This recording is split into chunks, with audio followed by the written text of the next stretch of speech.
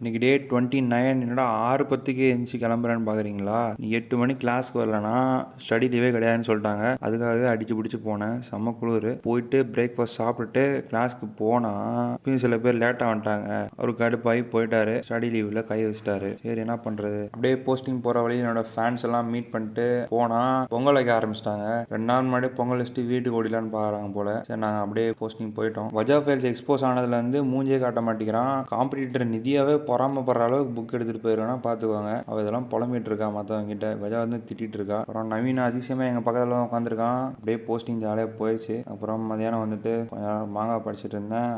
அப்புறம் திடீர்னு வாங்க எல்லாரும் லேப்டாப் தரோன்னு சொல்லிட்டாங்க. தமிழக அரசின் கீழ் அப்பா லேப்டாப் கொடுக்குறாங்க எல்லாத்துக்கும், ஃபைனல் இயர் ஸ்டூடெண்ட்ஸ்க்கு. எங்கள் காலேஜ் தவிர சுற்றி எல்லா காலேஜும் கொடுத்தாங்க. வராதுன்னு நினச்சோம், பரவாயில்ல, கடைசியில் வந்துடுச்சு. ஹெச்பி லேப்டாப் தான். புதுசாக கிடைக்கிறவங்களுக்கு லேப்டாப் ஒரு சொர்க்க மாதிரி இருக்கும். எங்களுக்கு ஒன்றும் பெருசாக தெரில. இவன் என்னடா அக்யூஸ்ட் மாதிரி நிற்கிறான்னு பார்க்குறீங்களா?